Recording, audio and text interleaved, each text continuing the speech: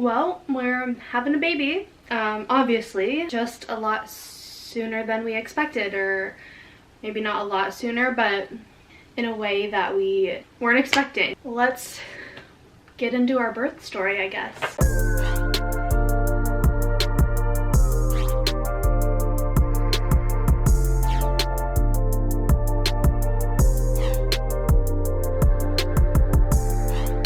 So for like my entire third trimester, or like right when the third trimester started, I started getting really itchy. And for the most part, I thought it was pretty normal, just like my body's growing, my skin is stretching. It was primarily like on my thighs and upper arms, a little bit on my belly. I brought it up to my midwife and she's like, oh, same thing, probably normal. But it could be cholestasis. So if your hands or feet start to get itchy, then let me know. And probably a week after that, I started noticing my hands and feet getting a little bit itchy, like here and there at nighttime, not anything crazy. And I was like, I feel like this is just my anxiety freaking me out, but to be on the safe side, let's get tested for cholestasis. So I got tested, I got my blood drawn, my levels all came back normal and showed that I did not have cholestasis. And then my midwife was like, this is great, let's just continue to monitor it every week just to be sure, because the levels can fluctuate, it can come and go and not show up on tests. So I got my blood drawn a second time and those results came back on the 29th of April. And the way the Vancouver clinic works, they send you your results before your doctor can do or say anything, which is probably frustrating for doctors, because for people like me, I see those and then freak out at 10 p.m. when I get the results and can't talk to my doctor. But those results came back much more elevated. So I called the doctor Friday and didn't get a hold of my midwife. From our first conversation after my original cholestasis test, she said, even if you did have it, there's nothing we can do until 36 weeks. That week I was at the end of 35 weeks. So instead of freaking out over the weekend, I tried to just stay calm, which is hard for me because I'm super anxious about health and everything and always expect and fear the worst. But I was just holding on to the fact that my midwife said there's nothing we would do until 36 weeks, and baby was still moving. I felt okay. Feeling his movements reassured me that he was okay. So May 3rd, it was so funny because I was at work from home, and my boss was like, have you heard anything from your midwife? How are things going? And I was like, well, haven't heard anything, so I'm hoping no news is good news. And literally after that meeting, our midwife calls and says, you know, obviously you've seen your results and they are a lot more elevated, so we need to talk about having a baby this week. And everything from there was kind of just like a whirlwind, and I felt like I was being thrown around in every emotional direction. And I was like, Allie, can we pause for a second? I need to have Alon listen because I'm not actively listening and this is important information. And I was just crying, and I was just overwhelmed with the news that like in less than a week our son was going to be in our arms. We didn't think we'd make it to the end of this month, but we also didn't think he'd be coming the first week of May. I've had a lot of goals and plans and hopes that my body just does everything naturally, so the thought of being induced was, you know, I had so many questions and there were so many unknowns. Went downstairs where Alon was working and had him do the talking and listening while I just kind of like rocked back and forth in the corner freaking out. So then Allie, our midwife, said, I have an appointment today open for you to come. We'll check your cervix, we'll come up with a game plan, all of that, at 11:30. And at this point it was like 9 in the morning. So Alana and I both just like let work know what was going on and quickly clocked out so that we could focus on this. Our hospital bags were mostly already packed, so we just had to put those in the car because we didn't know what they were going to tell us at the appointment, so we just wanted to be ready in case it was time to go. Probably at 11, as we're like getting ready to leave, our midwife calls back and says there was just a cancellation at the ultrasound clinic. I'd prefer you to go there first, get an ultrasound and a non-stress test, and then come see me at 2. So we headed to Salmon Creek to get an ultrasound Everything looked good on the ultrasound. He is measuring around 6.5 pounds, which later on we learned is an appropriate size for right now and for birth. And then we did the non-stress test. Everything was good there. The doctor came in and my blood pressure was a little bit elevated.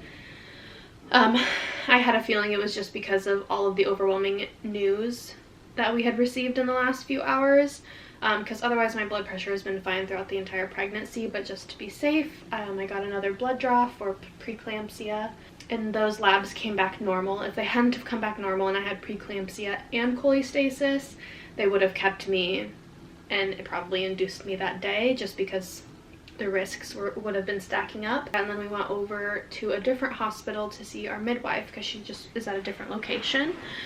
We met with her, got all of our questions answered, what the process of induction could look like, kind of came up with a game plan. You know, because baby was okay, we wanted to get as close to 37 weeks without passing 37 weeks, because with cholestasis, the longer you wait, the more you risk the chance of stillbirth. It's still really low. My midwife said it's like a 1% probability of that happening, but obviously better safe than sorry, and you don't want to push your luck. So we decided that Friday would be a good day. That would put us at 36 and 5 days. And with induction, since your body's not naturally going into labor, typically the labor takes longer. So we figure getting induced on Friday and then hopefully having him Saturday, maybe even Sunday, depending on how long the labor takes, will get us as close to 37 weeks as possible. So, you know, that way we don't need to do any of the steroid drugs to help develop his lungs faster or anything. Yeah, so that is what has happened in the last 3 days. Alana and I both worked on Tuesday, yesterday, to kind of just wrap things up at work, and then we're just taking the rest of the week to kind of prepare to have a baby. Yeah, so we picked Friday for the induction date, which will be, what day is that? May 7th. So I'm putting it into the universe that he'll be here on May 8th, but potentially May 9th. We don't go to get induced on May 7th until 10:30, so I highly doubt he would be born on Friday. But obviously plans change. This baby's on his own path and plan, so who knows what's gonna happen. I'm starting to come around to being induced again. Like, I had a lot of hopes to just allow my body to do everything naturally.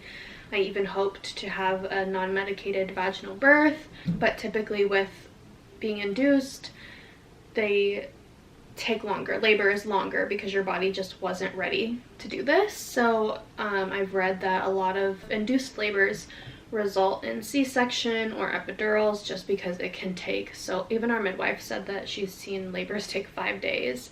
After X amount of time, you're like, give me the epidural, I need a break, or get this baby out of me, let's do a C-section. So I've kind of just let go of all of my expectations and hopes.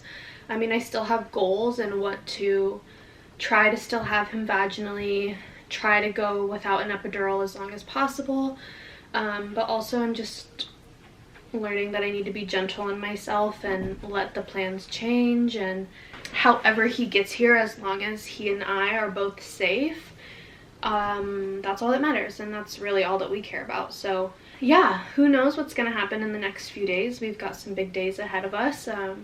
When I got my cervix checked on Monday, I was dilated to 1 centimeter. Besides that, I don't really know what, like, I'm 50% softened and my cervix is short and in the front.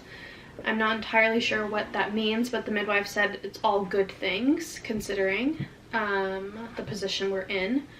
Just means my body is getting ready. So this week I've been eating dates because I've heard dates help soften your cervix. We've been doing clary sage massages, bouncing on the yoga ball, going on walks, doing my squats, listening to positive affirmation meditations, just getting my body and mind as ready as possible. I think taking these last few days off work just to prepare in whatever way that looks. My dad was like, you need to prepare for a marathon.